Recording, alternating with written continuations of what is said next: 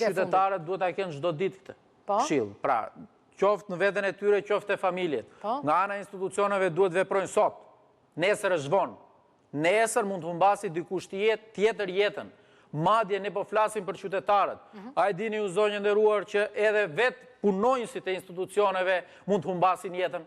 Nuk kanë asnjë, le të themi, njohuri minimale të sigurimit teknik, sepse shpesh herë merren nga rruga punësorë.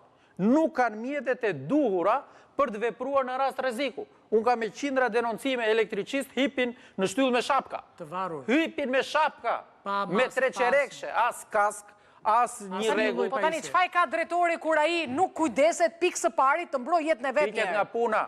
Të ishet nga puna. Ka një supervizues për këtë. Madje ne kemi inspektoratet shtetërore që promovojnë shpesh herë edhe paligjshmërinë.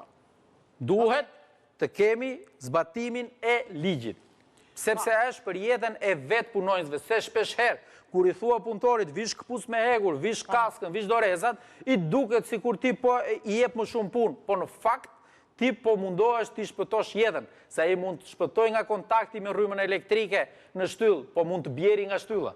Pra mire zgjidhen pjesën elektrike, po ku nuk varripa i kur hipën në shtyllë, mund të bjeri dhe mund të humbasi përsëri jetën. Pra duhet ndërgjegjësim.